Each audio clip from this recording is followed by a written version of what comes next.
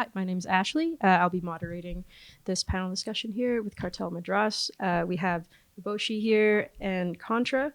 And yeah, let's get started. Sounds good. Thank you, Ashley. Can you introduce yourself briefly and kind of just explain a bit about your journey as far as Sure. your music career? Sounds good. Yeah, so we're Cartel Madras. We're originally from Chennai, India. It's in South India. We're from Tamil Nadu. And we grew up in Calgary, Alberta. And now we are kind of back and forth between Toronto and Montreal. Yeah. And so we've been making music as Cartel Madras for a little while now. We probably officially called ourselves Cartel Madras in 2017. We'd been writing and making music before then and rapping before then, more so individually. And then we came together and started performing officially in 2018. Yeah. We're on tour right now. Our career over the past year and a half has been pretty great. We kind of just made a lot of headway in Calgary, started touring there, got signed by SubPop in the States and Royal Mountain in Toronto. And now we're on a bit of a larger tour and gearing up for the release of our first EP under both labels in November. Wow, that's great. When abouts did you realize that you wanted to turn your talents into a career in music? I think I feel like as brown woman, Indian woman specifically, I think it took actually a really long time for us to make that jump from always doing music in our personal lives, making a lot of art, being creatives, but then hitting this point in our life where we're like, oh, like we're doing this all the time. There's this talent we keep tapping into. How are we going to make that jump into this being full time or looking at ourselves as professional musicians? So we really made that full jump in 2018. And I would say for, POC women, Indian women, immigrants, that jump is like a lot harder to make. So for us, it was in 2018, and it was a long time coming. But honestly, now that I think about it, I'm like, it's wild that we didn't do it earlier. Yeah, I think it's there were two decisions that we made sort of in the timeline of like the formation of Cartel Madras to where we are now. And one was deciding to make music more seriously and put it out under the moniker of Cartel Madras. And then the second decision was to invest in it completely and make that our career path. And I think the first leap was already scary enough for us as two people that had like enough involvement and experience in arts and culture, but also what would be considered a separate academic or professional background. And so sort of like deciding that we wanted to take all of our skills and knowledge and apply it into this aspect of our lives that we were passionate about and that we thought we could do the same amount of work in was definitely a difficult decision. But once we decided to it and like committed to it, it made a lot of sense for us. And it's been not something that we've ever doubted since we've done it. Yeah. Yeah. Very cool. So since making that leap, what are some challenges that you have faced, I guess, being women of color in the music industry?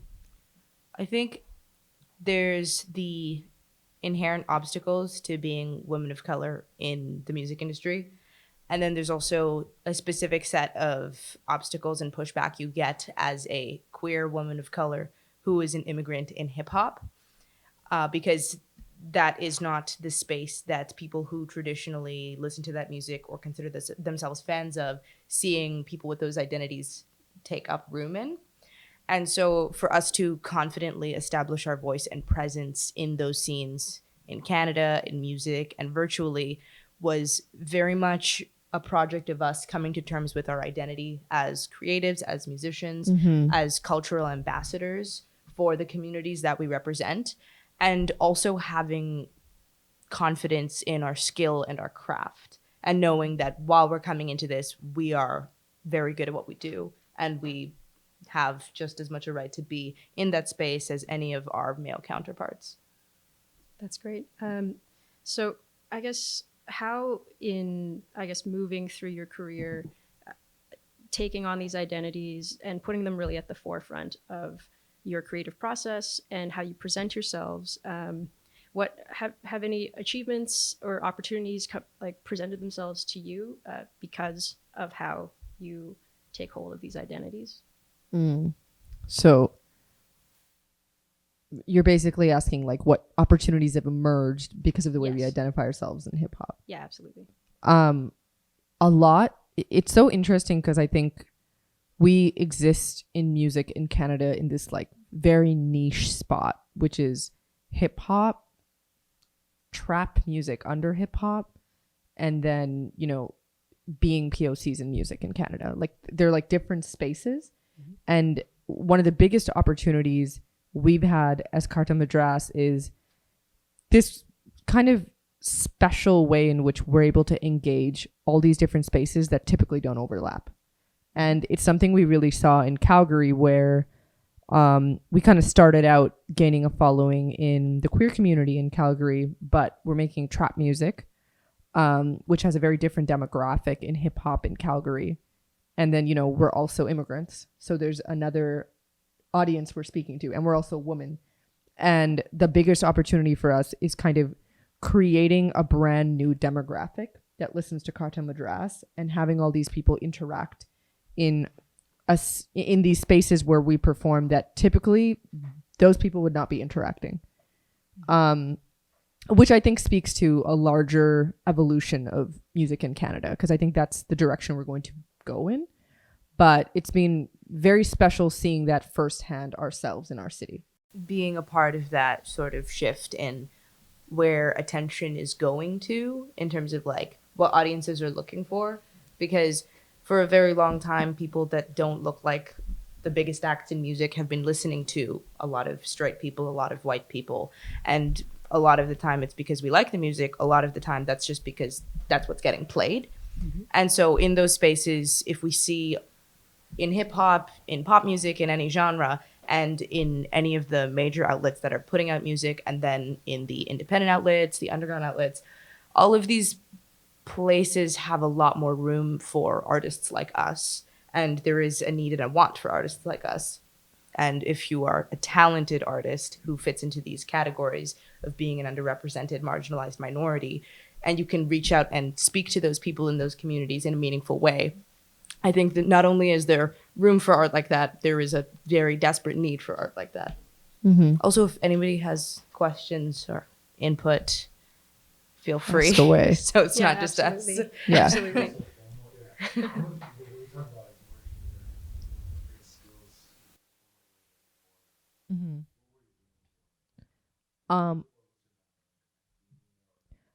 Our background is, yeah, it is academia, but it's also like lifelong dabbling in performing arts. We were always In music, in dance. making music for a long time. So like from when we were like quite young, we were like trained in piano and trained to sing. And In both like Western and Indian.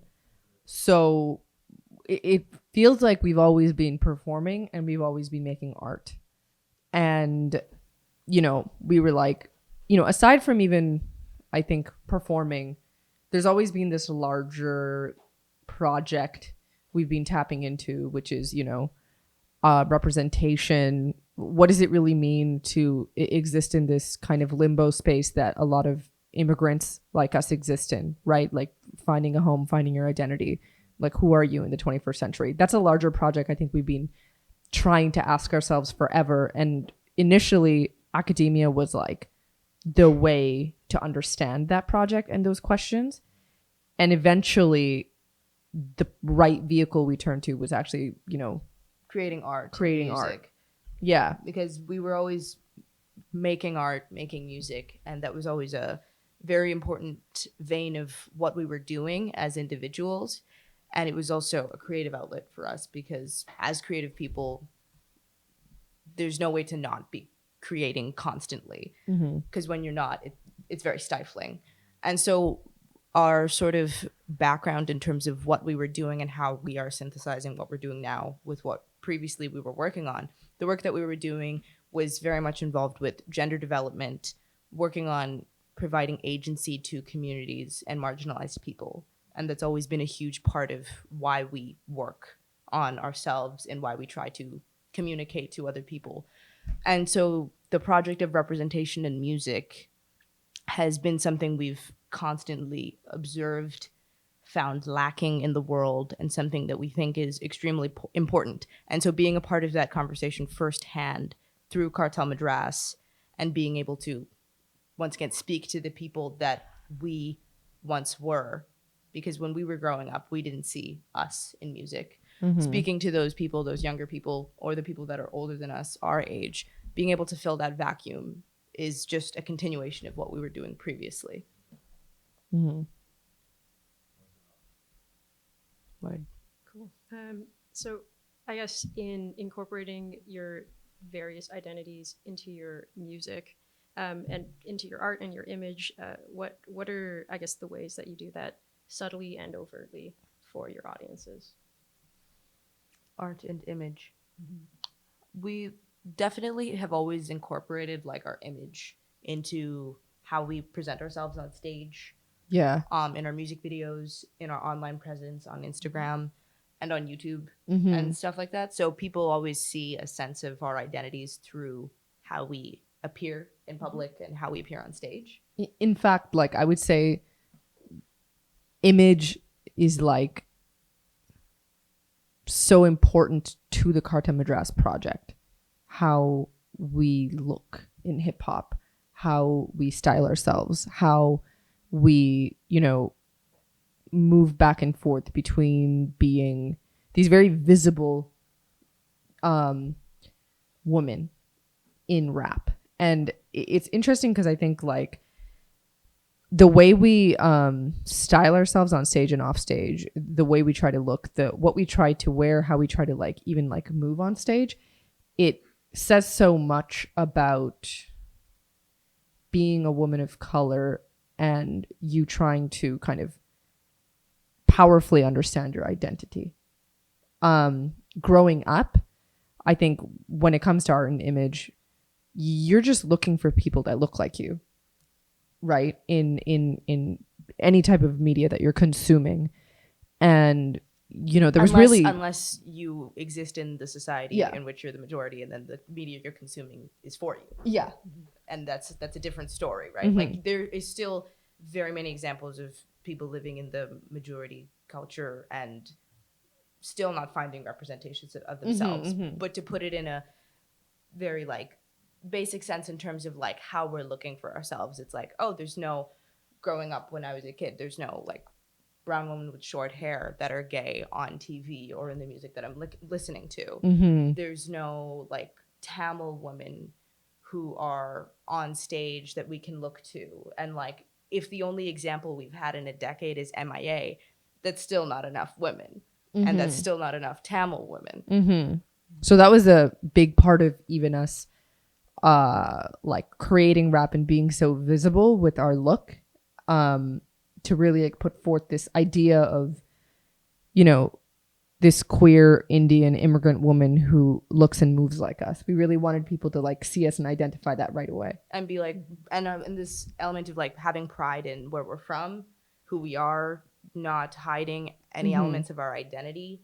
Because yeah, growing up, you're forced to do a lot of those things. And so being able to showcase that you don't have to do that anymore, especially to younger generations, is very important. And being allowed as a, you know, brown woman to access these things that I think are so readily available to other people, you know, like being able to own your sexuality, being able to take part in fashion, you know, like there's these things that we just never saw growing up. And I think when we jumped into Cartel Madras, we were also jumping into grabbing hold of all those things.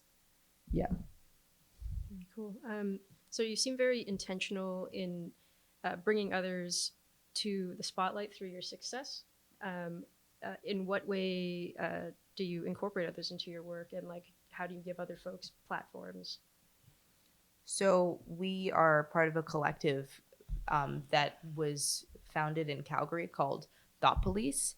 And Thought Police is a media collective, and it includes other rappers, musicians, producers, graphic artists, and like off the top of our heads from Calgary, the people that are in it includes like DJ Young Kamaji, who's also a graphic artist and tours with us, and there's Jay Sterling, who's a rapper, and Jide, who's a producer, and all of us have been working to create this new scene in Calgary and expanding it into Canada, where we have all of these different identities and these different talents coming in together.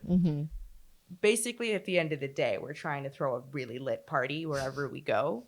And so the offshoot of that was us creating this event in Calgary called Sans Fucks, which we're going to throw in Toronto very soon, which is going to be lit. But we have thought police for a couple of reasons. One, it's because we're a group of like-minded artists who appreciate a very particular aesthetic and sound in terms of like how we want to be putting out music, how we want to showcase our music, and how picky we are with music and visuals.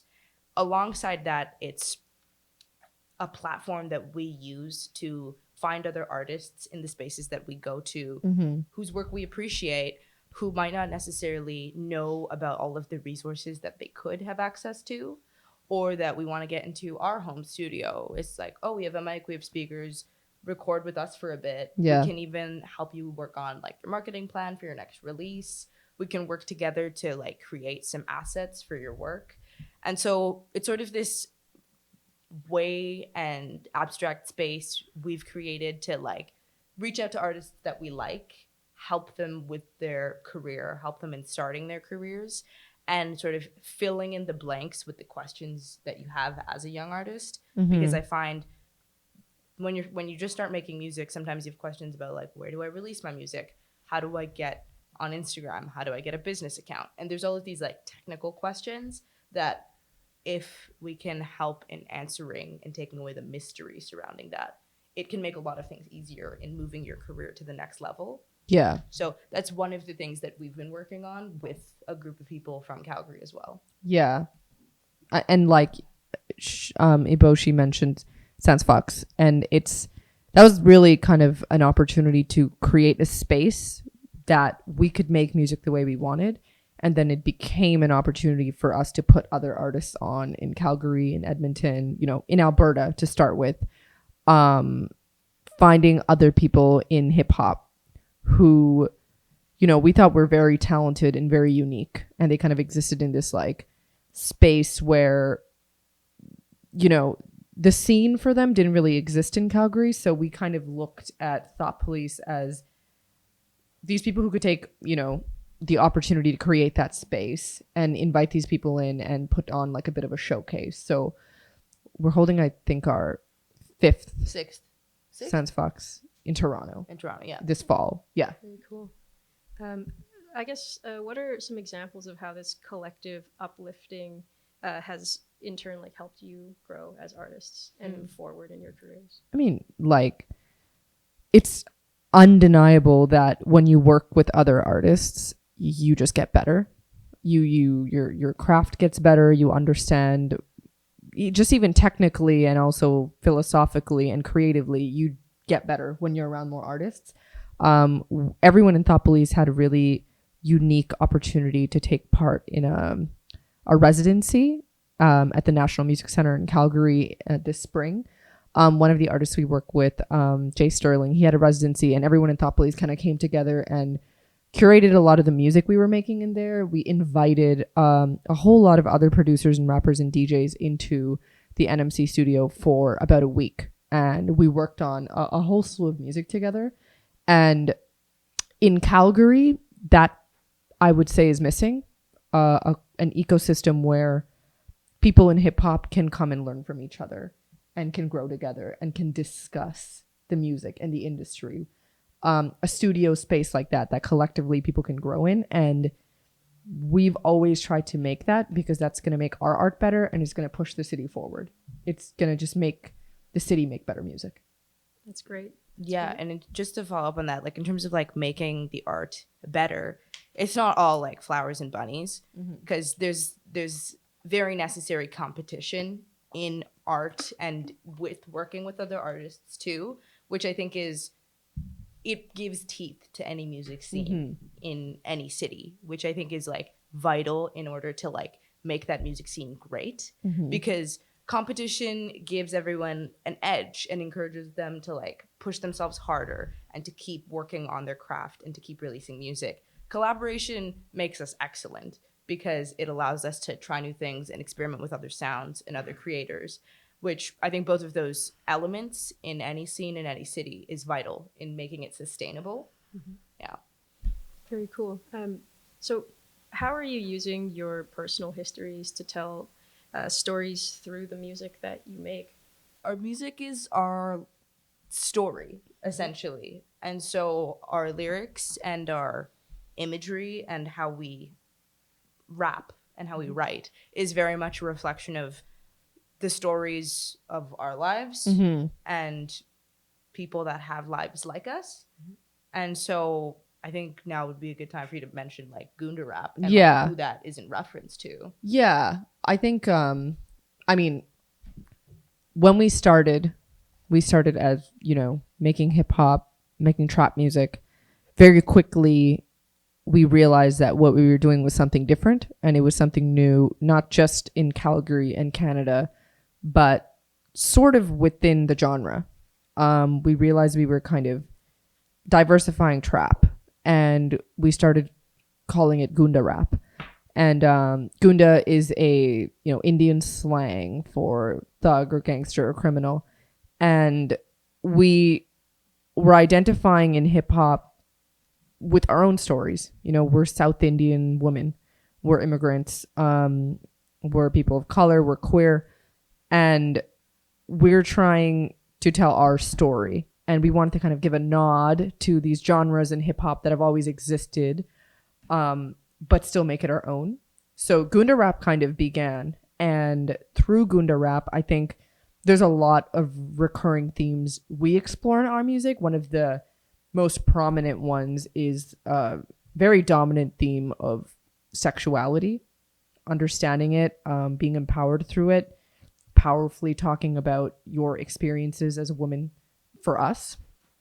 Another dominant theme for us is really creating this narrative of the Gunda. Like, who is the Gunda? Who is this new character that exists in the Western world or even globally, right? And I think that's a big thing we're trying to understand through our music that our next few projects are going to go into a bit more. Yeah. Very cool. Is there any advice that you can offer to artists who are seeking ways to effectively express themselves through the music that they're making? I think you're on the right track if you are using music as self-expression, because that means it's working for you. If you're finding something rewarding from making music, it's working for you in some way already. If it's not rewarding, I really don't know why you would do it. Like, if you're making, it's sort of like, why would I draw a picture if I hate drawing a picture? You know what I mean? I don't understand that. And I don't think that's what's happening ever.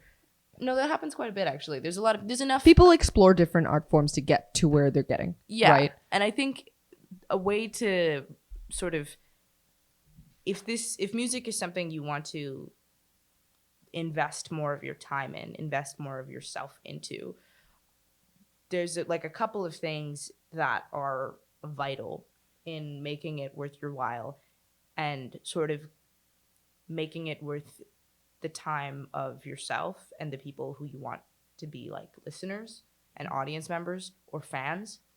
And one is, if you're not making music that you like, you're not going to enjoy the process.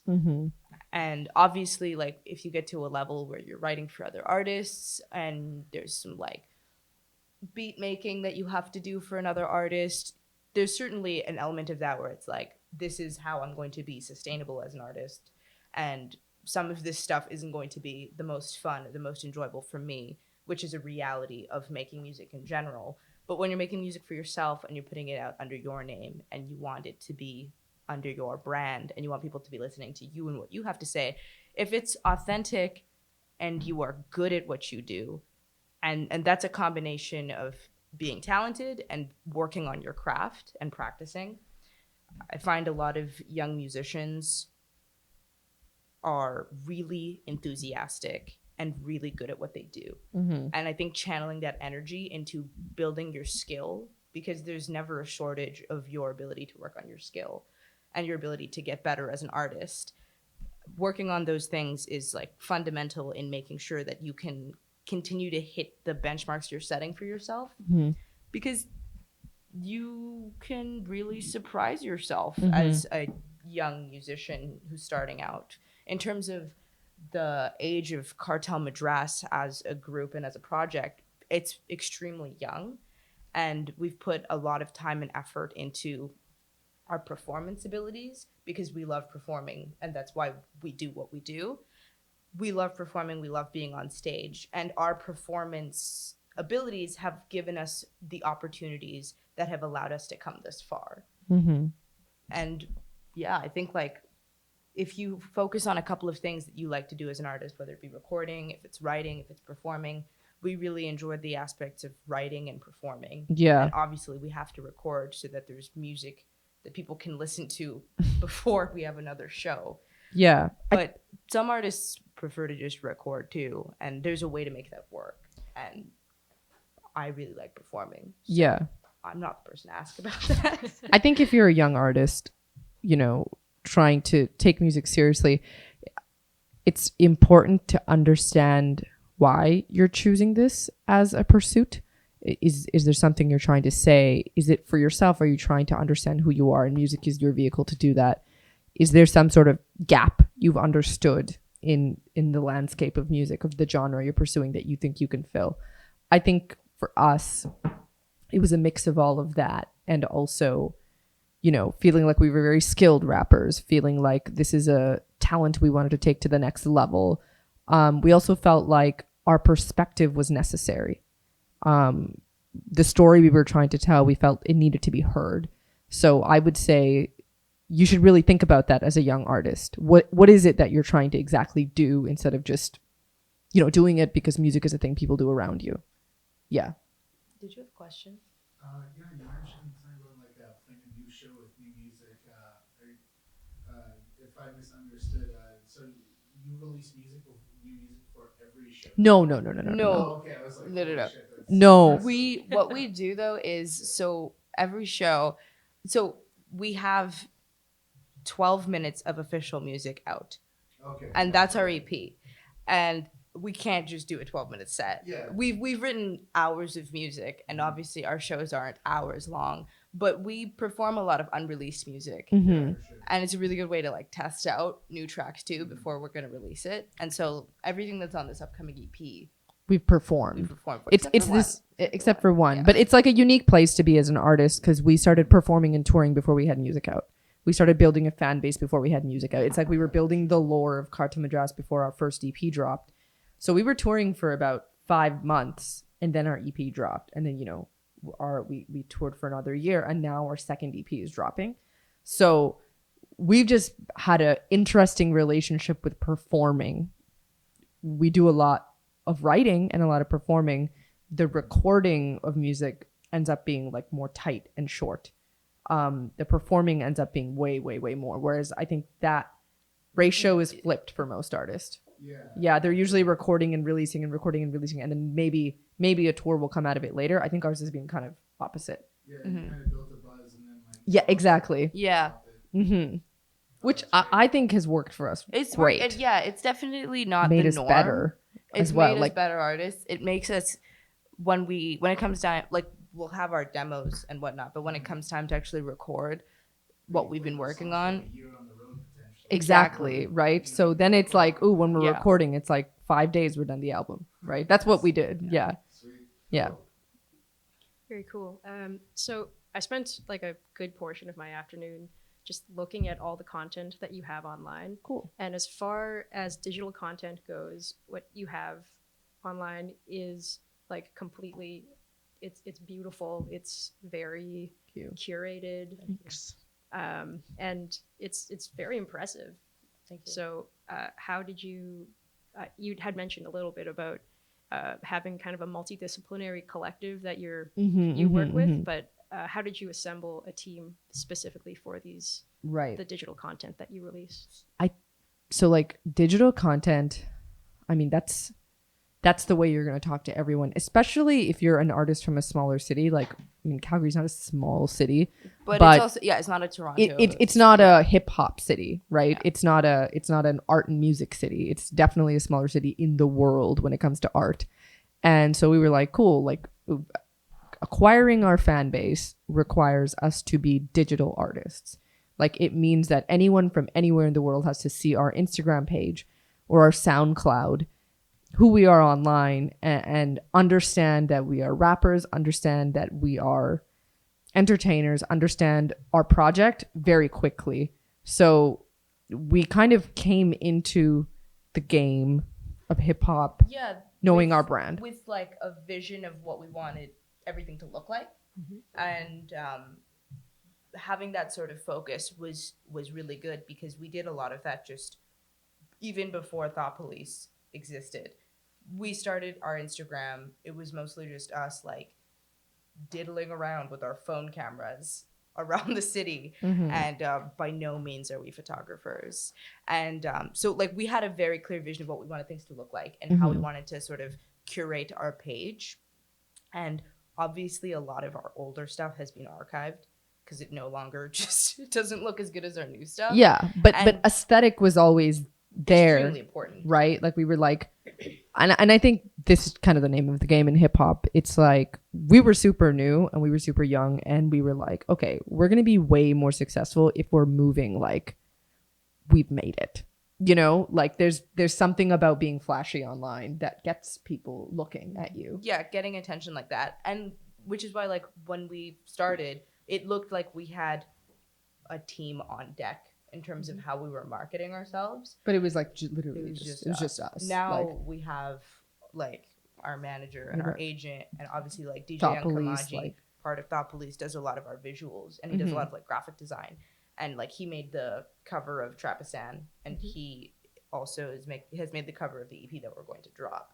And so like now we have like people that are actually very good at graphic design on board. And I mean, this is something like I need to say about people who are in hip hop, which is such a visual art form that a lot of young artists really are doing everything, you know, like they really are making their own tour posters, producing their own stuff, making their videos, figuring out their aesthetic, getting their friend to take photos of them, like in like a weird room with clothes they borrowed from someone else. Like I find like people in hip hop music tend to wear like a lot of hats, especially I think Not like physical hats. Yeah, but you know, we wear lots of hats.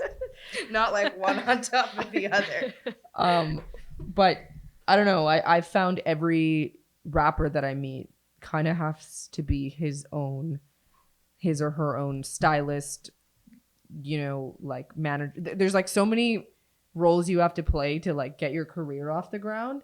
Yeah, being resourceful in that way is invaluable. Yeah. Especially once you do have access to the resources of a team, Yeah. which might include a manager and a booking agent, a label. Yeah. Once you have access to those things really change. But for them to have seen you be able to do it so far and so well with the resources of like your own resources, with the help of your friends, it is very impressive, and it does give you a foot up in the game in terms of like they know that you're not going to be stranded if your manager falls sick for a week. They know that you're not going to be like a dunce cap on tour because no one's babysitting you. Yeah. Yeah. So being like independent as an artist in those ways and being resourceful and being able to use what's around you, and also like tapping into the people around you that are talented and that want to be a part of it is a really great way to like include talented people into what you're doing while also being collaborative with those people. You have to be super cognizant of your brand in 2019 if you want, I think, to be an entertainer. I think you have to know that it comes with like being good at music is not enough. if you're trying, at least I think so in hip hop, you know, like I would say the same in most other genres. Like it's not enough that you have a talent. There's so much more to it. Well, especially yeah. Oh, sorry to interrupt. Just talking about your aesthetic. Can you walk through just how you developed it? Like, did you two sit down and be like, okay, Mhm.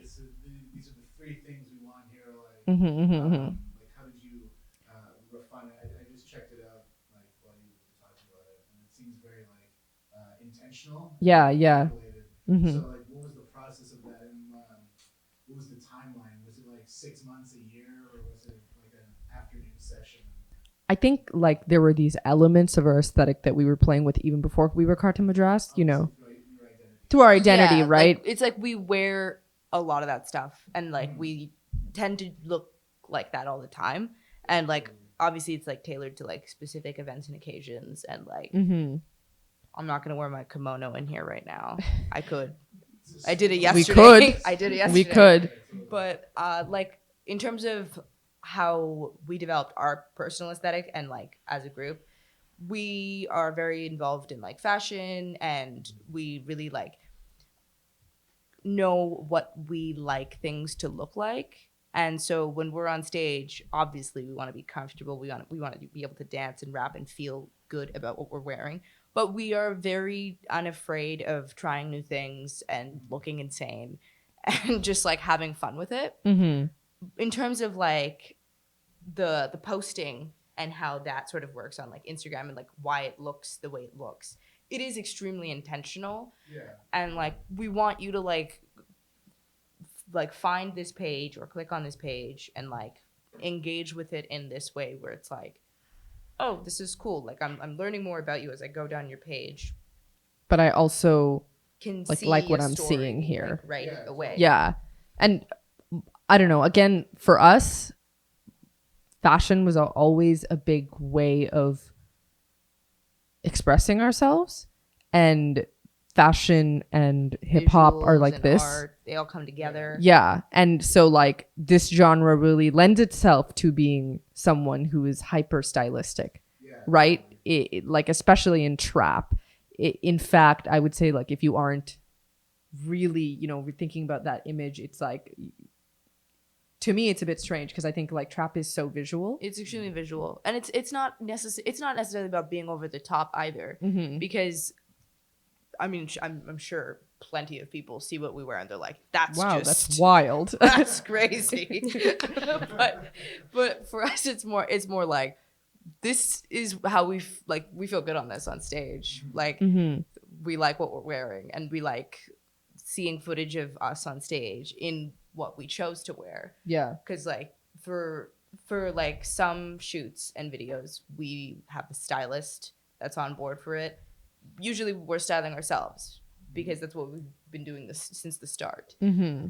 And so that's always just been an important element to our hip hop identity. The cool thing about being a rapper is also the like you're allowed to do way more, I guess, once you're like, oh, I'm a rapper, you know. Like I find sometimes there's like things I've been wanting to wear my whole life, and when I'm on stage I can, you know, like it's like I can really like play with it. I can really explore these things that typically, you know, 5 years ago I would never wear. But I think as a performing artist, that's an advantage you get. You get to actually, you know, like wear a lot, play up who you are quite a bit. Mm-hmm. It's fun. Very cool. So for folks that are maybe looking into, I guess, not doing everything themselves as far as curating their image and creating all the graphics and creating all the videos themselves, how did you find the folks specifically that you ended up working with? Were they already in your, I guess, in your networks, or did you have recommendations? Did people come up to you? For us, it was honestly a lot of our friends were creatives. A lot of our friends were, I would say, a lot like us, you know, immigrant kids who grew up in academia, who were very creative and didn't really see the creative side as something they could seriously pursue. So we were surrounded by a lot of people like that. And I find generally like creatives, if you are like a lone creative in your city, you only just have to go to a show to find others, right? Yeah. And Instagram's a great way also to find others in your city who are doing art, are doing photography, are doing video work. A lot of them who are just trying to build their portfolio, who are probably also just trying to get exposure and do it for free, like at those beginning stages. But we were lucky enough to start our careers in Calgary at a very interesting artistic time for the city, because there was a lot of like new photographers, new videographers that wanted to like test their hand at these things, or were also looking for subjects that they could sort of build their career alongside. So in our city, like back in Calgary, there's been so many people that we've worked with extensively that have taken so many press photos with us, that have shot videos for us. And so it's great because like when you find this community that like you can build your portfolio alongside with, that's a lot of people that are like growing their artistic careers in the city with you. And it's really cool to see, because we have now like in Calgary like so many extremely talented photographers, videographers, graphic designers, beat makers, other rappers, and like all of us have just been like working on this space, and it's getting more excellent every time we look at it. I think if you're a young artist starting out in music, whatever genre that might be, there's also a young photographer starting out. There's a new videographer who wants to really shoot a music video but doesn't really have a budget or a subject.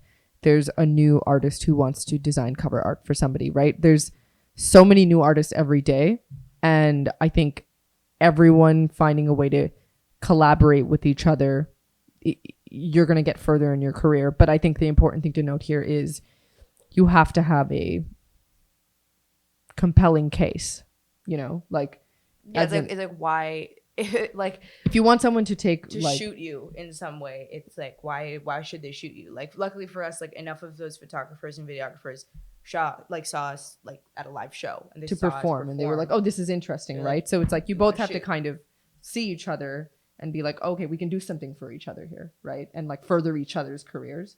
So if you don't have a bunch of friends you can tap into, I honestly, like, your city has artists that want to do work with you. You just have to go to like a single show to find them. Yeah. Very cool. So for artists who are maybe a little more reticent to engage with social media, what's your advice for them? How do you engage with social media? What do you think is enough, too much, and how are you engaging with your audiences specifically? I think Twitter's bad. I think Twitter's a really bad place. No, I think Twitter's fine if you are really good at like short form, snappy little tidbits. But aside from that, like there are some places that if you don't want to risk acting a fool on, don't do it. Because like right now in music, in art, in public spaces, everything will come and bite you right in the ass. I swear, I have seen so many of our artists that are coming up alongside us from different cities who have public profiles or just weren't that careful in the past. You have to really think about your online presence. You've really got to be very careful about those things, because it doesn't matter how big you get or how many people love your work.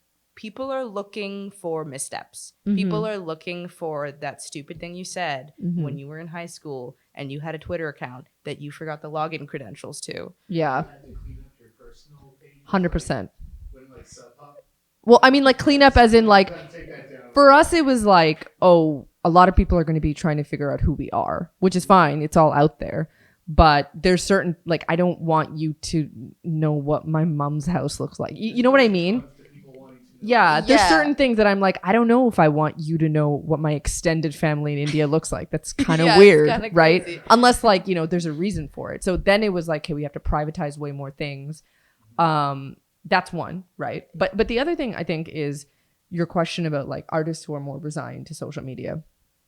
I think you have to think about what type of artist you want to be, right? Because if you're trying to be an entertainer that's trying to amass many fans and grow your music, my hard line stance is you have to be on social media.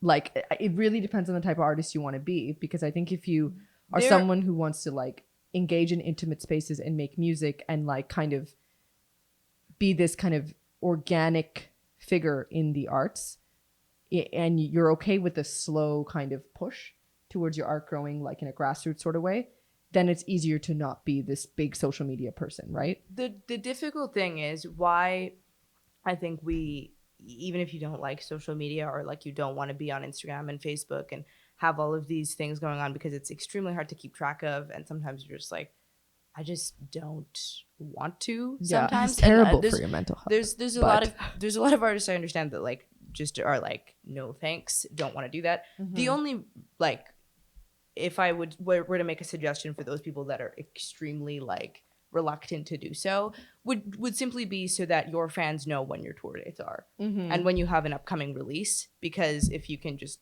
update them on Instagram or on Facebook, that's just a little community they have where all of your fans can see, oh, you have a single dropping on this day and I can listen to it now. Or, oh, you are in my city on this day. Obviously, I'll buy a ticket because I'm a fan. Yeah. And I think that's a good approach if people are reluctant to use social media, because, yeah, like I understand, like if you don't want to broadcast your life and the way you look and what you're doing every day, and you don't want to post your story, and you don't want to respond to DMs, and you don't want to go onto Facebook. There's so many like things you have to constantly do if you're active on social media as an artist. Yeah.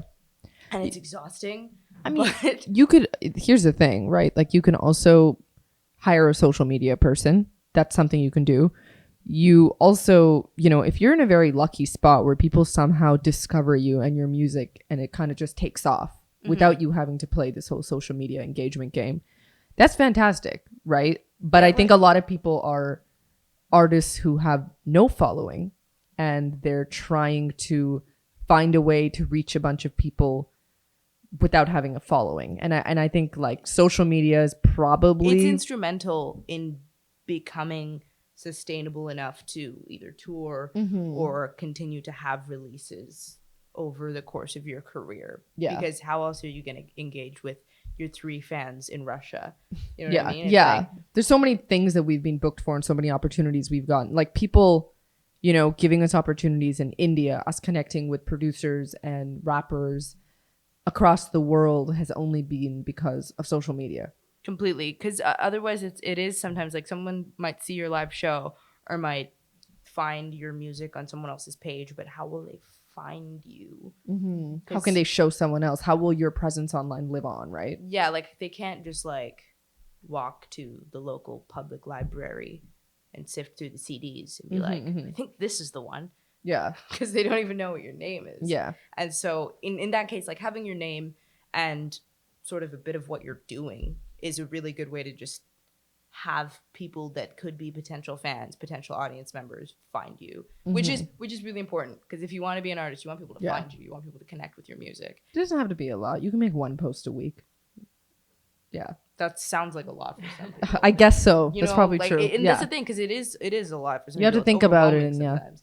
You had mentioned earlier about, I guess, over engaging with social media can be like at a detriment to mental health. What do you suggest for folks who want to be really engaged and want to answer those DMs and like engage with their peers through these different channels? How do you like keep that at a healthy level? Something we're still learning, you know, like like something we're still figuring out.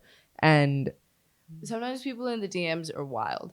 And like sometimes they're wild in a good way where they're really enthusiastic. yeah. And sometimes they're wild in a way where it's like, yo, let's do this collab. And it's like, I don't know you, but sure. Yeah. I mean, people can be really pushy. And the minute you put yourself out there as an artist and you're like, this is who I am and I exist on Instagram and I am making these music and here are my stories, people really do suddenly think that they know you, right? Like they're like, I know who you are and I have access to your life and thus I am allowed to say anything and ask you of anything. Yeah, yeah. And it's, you know, as an artist, there are so many amazing luxuries and advantages you get if you become even sort of successful. So it's like this weird It's like, it's great to have.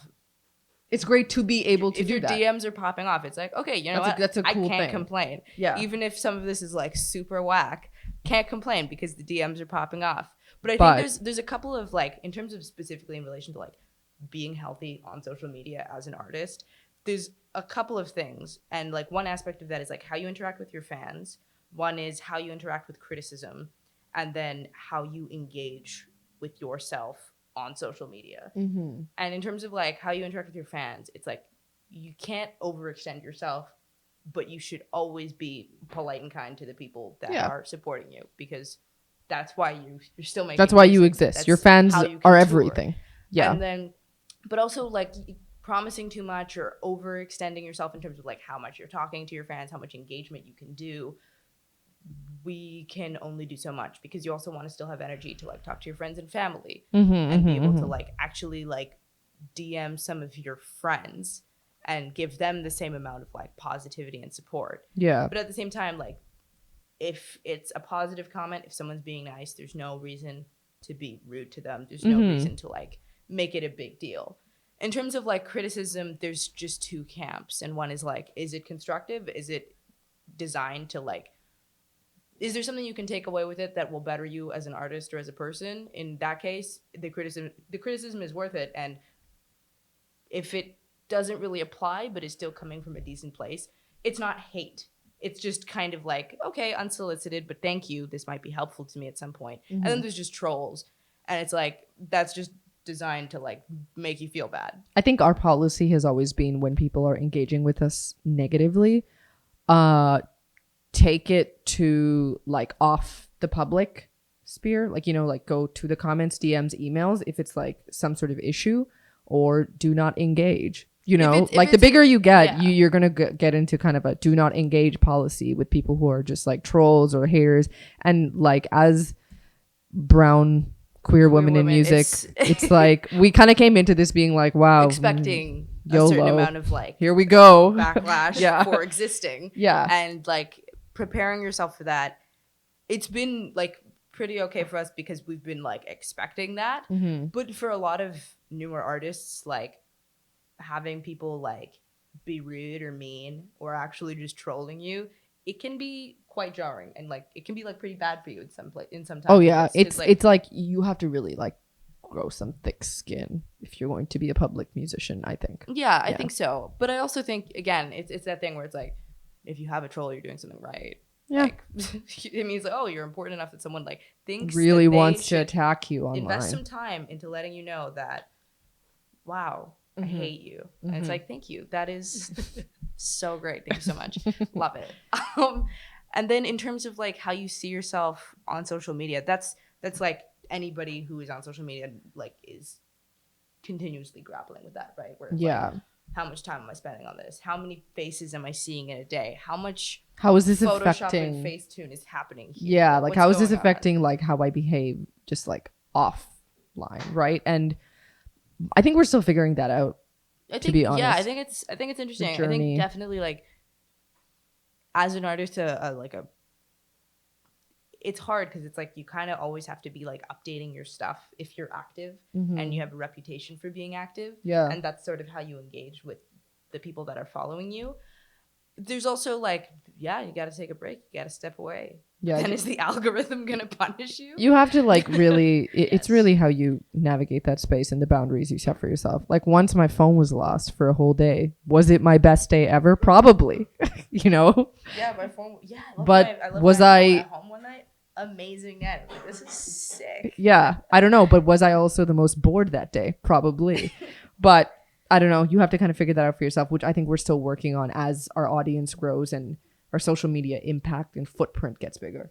It's interesting because like we have like our artist account, which is like both of us as Cartel Madras, Then our personal and then our accounts. personal account, and it's like, yeah, I might just like toss the personal. Yeah, it's a Might lot. as well just like not. Then we have the Thought Police account, and then this, yeah, it's and then a like lot. 8 different email addresses. So it's like, when am I off my phone? Yeah. How can I put my phone away? But Okay. Yeah. You'd mentioned earlier about emerging artists wearing a lot of hats mhm. to kind of get through the earlier parts Like of the like setting physical hats, yourself like the up. cowboy hat and then the toque and then the baseball hat backwards. And you'd also mentioned about like shopping out a social media manager if Yeah. that is something that's, you know, not for you. Mhm. But now you've kind of hit that dream for a lot of independent artists to have like a manager and an agent, being signed to a big label. Mhm. I guess how did those relationships begin with these like helpers Your for you, and yeah. how did you get the ball rolling and making those connections? So we're an anomaly in a lot of ways. Yeah, In like- terms of like how this timeline of Mhm. how we got access to a lot of these people occurred. Though I think a lot of artists find their manager within their circle. Like I think Yeah. that's like Yeah. usually the first step. Someone from your circle Steps up and they're like, I think I'm gonna manage you. I think I see something here. There's a talent. I'm gonna like because our manager's our friend. yeah. Our manager's our friend who is Managed anyone before? no, like they're just a really incredible salesperson. Like she's very business. like she's a very she's like a savvy mind. genius in her own way, you know, like just like extremely good at networking, extremely and I think that's the thing. You need to also like it works both ways. If a manager is investing in you, you're investing in your manager, right? Also, just because some people say their manager's their friend from before doesn't mean that your manager should be your friend. no, from it's like before. it could absolutely because that doesn't could have to be. also go south very Yes. quickly. Our And it could also manager- just not work because I find a lot of artists like in what we were talking about, we are really talking up this idea of like having this network of friends that we can all like collaborate with and work on projects with, and that works. But sometimes like Mhm. personal relationships becoming professional, artistic, creative relationships, it doesn't always work, and we've Yeah. also seen that side. Exactly. Of It things. doesn't always work. But I think if you're doing something important and you're very good at what it is you do, people are going to gravitate towards you. Any genre, any city. That's just how art works, right? Like if you're putting your city on and you're very good at what you do and you're unique and there's, you know, you're moving in this genre and growing your art, people are going to want to work with you, right? And that might be a graphic designer, it might be a producer, it might be a manager, right? So like our manager is a friend of ours who came to one of our first shows and was like, I think you should let me manage you, you know? And it wasn't even like, we were like, oh, interesting. And, you know, she was just kind of like, while I have not managed other people in music before, I have a feeling I know what to do here, you know? And we really lucked out with her. And now she's like a big part of Thought Police and manages several other rappers in Calgary, right? Like it's just like she was very good at it, that it kind of just worked out. But our agent was someone who approached like us. so we booked our first year of touring. We did how many shows was it? we did like 40 shows in 2018. And so we did 40 shows in a year. That was all self-booked, self-promoted. That was us Just kind of like hauling ass around Yeah. Canada. Yeah. And it was a lot of fun and it was a lot of work. And so we like sort of developed the skills in like finding out how to get bookings, applying for festivals, Mhm. and doing the groundwork relating to like connecting the dots into consistently doing shows. And then around the same time that labels started noticing us and paying attention to us and like kind of talking to us about what we were doing was around the same time that our booking agency approached us and was like, how's tricks, kids? yeah. And we Yeah. had a good chat with what that sort of aspect of booking could look like Yeah. versus what it looks like when it's us. When you're just doing it on your own, like you can actually get very far you can, and a lot of people continue to book on their own, right? Yeah. But I think having an agent gives you access to a whole bunch of other worlds, especially in hip hop, right? Like there's a there's- lot of doors that fly open. yeah, there's a lot of doors that won't open unless you have an agent. And that's like a weird thing that I hate about this industry, but it's just the way it's designed, right? And we had a lot of different agencies kind of approaching us, and then the one we went with was Feldman in Toronto, which is an excellent agency in Canada. They book, I think, some of the biggest acts in this country. So it was really, really dope for us to be picked up by Feldman. And with labels, it was kind of the same story. We had a few labels circling us, and in the end, we had to go with the one that we thought would be the right artistic fit for us, because there were some very big labels that approached us. There was like a couple that were all like courting us around the same time, and it was great because it comes back to this aspect of us being performing artists.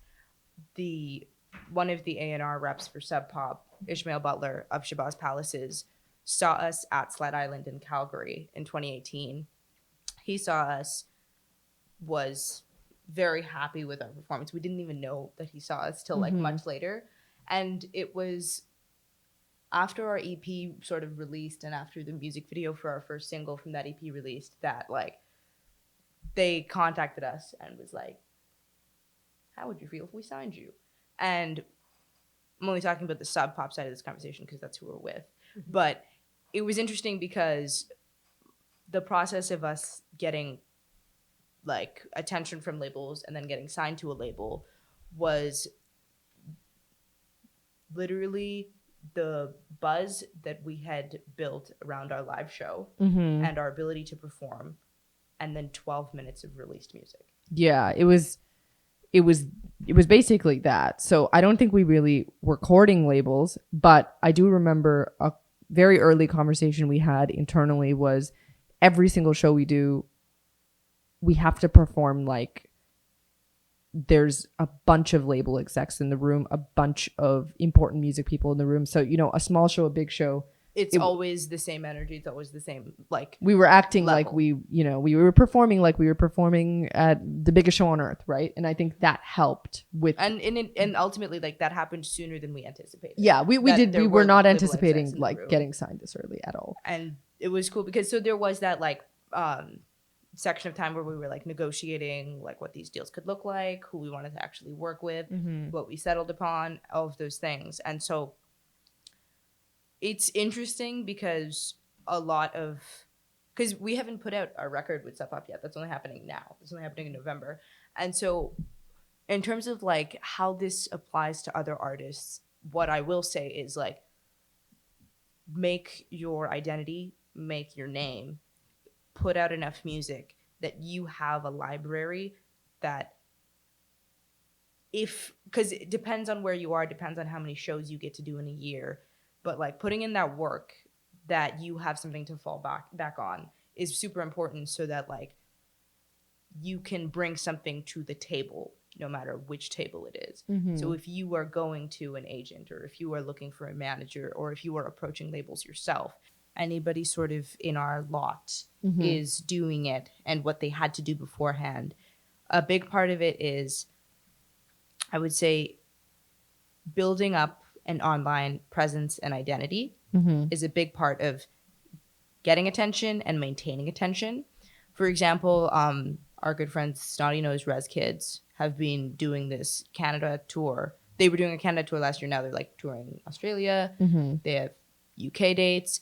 A huge part of how they are doing right now and why they're so successful is they have a really elaborate, detailed, and interesting backstory about how they started making music, where they're from, and who they're making music for, which is obviously for hip-hop fans, but also the Indigenous community.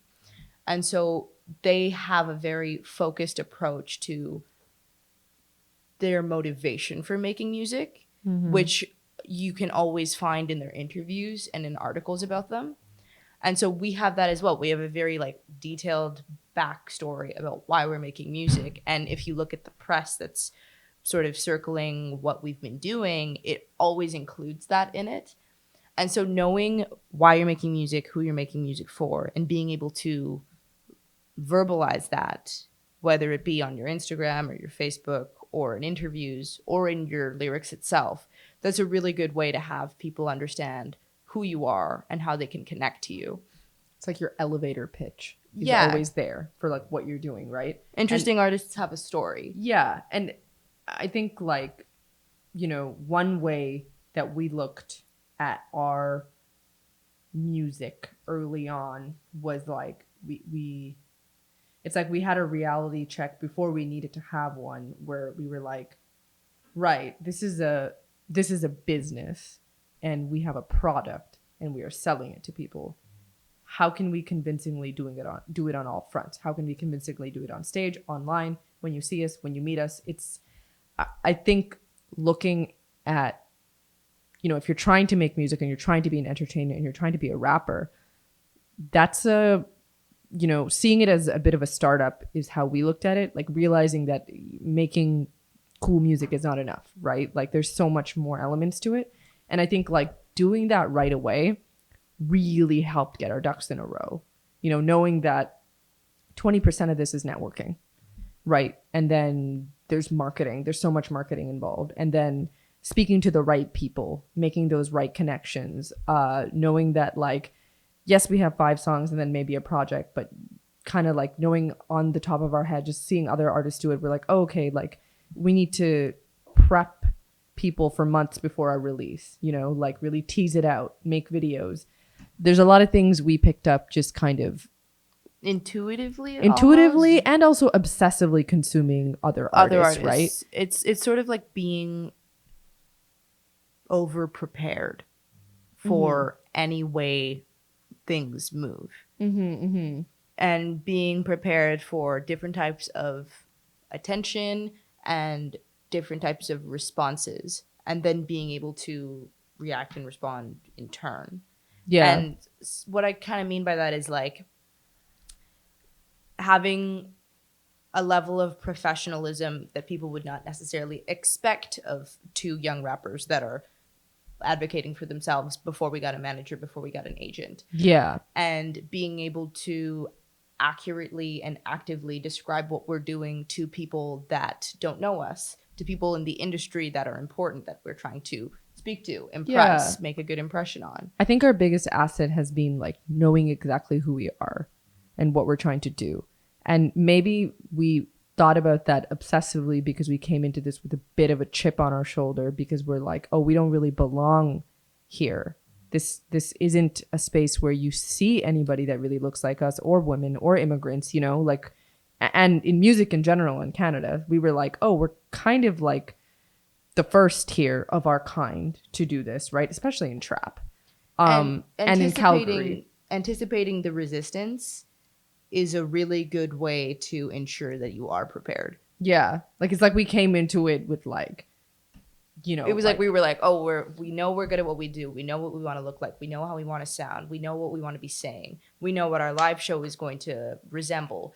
All of these things, being prepared for it, having it in mind, and also physically, like getting those things moving was really important, because for us, there was a huge aspect of it, which is like, oh, we can't make any mistakes because we'll get ripped to shreds. Yeah, like there was that fear coming into it, especially as people who are very harsh judges of music ourselves, right? Like we're very quick to shut something down or love something, We're passionate about what we listen to, and we expected that from a new audience. So we kind of, we're actually very nerdy about it, Like we were like, we need to have all this ready when we go into the game, right? Which really helped us. Like it really helped us. Yeah. I would say the preparation element can't be stressed enough. And I would say that like if you were to ask anyone else that has been making music and has found themselves come into a place where they now have like a lot more access to resources in making music than they did before, the preparation element is so vital. And they're going to agree with that in terms of like the self preparation, the mental preparation, and then the tangible elements of like having everything ready to go. Yeah. Are there any other questions? I don't think I have any more questions for you, but I'd like to thank you both. Yeah, thank you for coming out and sharing your knowledge. Do you have any more questions for me? Oh, Okay. yeah. If that's okay. Yeah. Go for it. I mean, how did you find, like, as your, I guess, original, or you've been based in Calgary up until recently, right? Yes, like we just moved to Toronto. Exactly. So, I mean, how was that? Because, like, I find,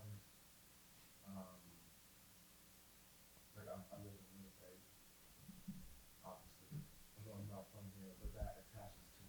Right. And that people, especially in hip hop, or exclusively in hip hop, I'll say,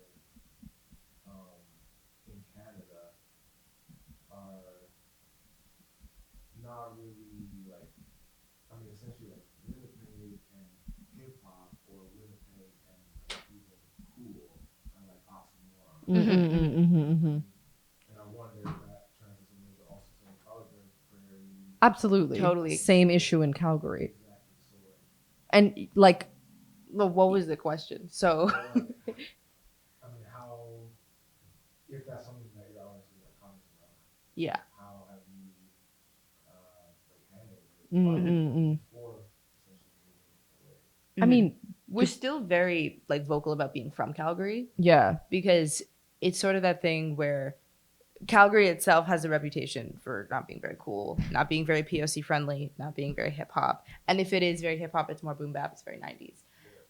And so we are very vocal about where we're from, which is Chennai and Calgary. And representing those two places alongside all of the communities that we represent has always been something that we speak on because you're not going to shake the ties to the city that you've spent the most time in. You know what I mean? Because one look up of like who you are and people are going to find out. And in fact, a huge like element in like claiming Calgary as our city and making it our hip hop home has been interesting because it's involved a lot of our own work in crafting a scene for trap music in the city Yeah. and having those Sans Fox parties, getting other rappers involved because there are rappers in Winnipeg that are good at what they do, that are talented, that are cool. And you're like where? It's like there are. But it's like, it's kind of this decision you have to make where you're like, would I rather transplant to a city that is dope and cool, or do I want to be the one that makes my city Pop off. lit? You know? And I think it was like this weird place we were in Calgary where we're like, okay, we might have an opportunity here. It seems as though people are hungry for hip hop, for POC art, for a trap scene.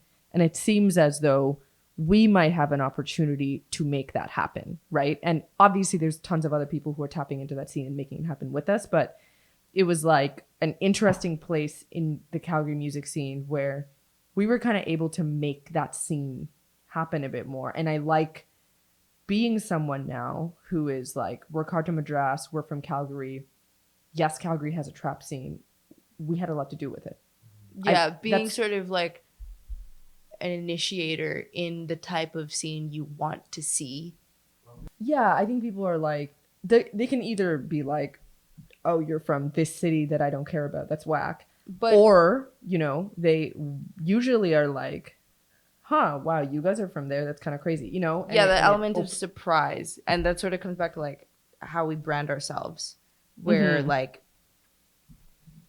you see what we do, you listen to our music, you see a video or you like follow us on Instagram and it's like, oh, it's surprising that you guys are from Calgary. You know, or like, oh, that's cool. I didn't know Calgary had this. And it's like, yeah, we do, and there's more of it. Or if there isn't more of it, it's like, yeah, it's us. It's lit.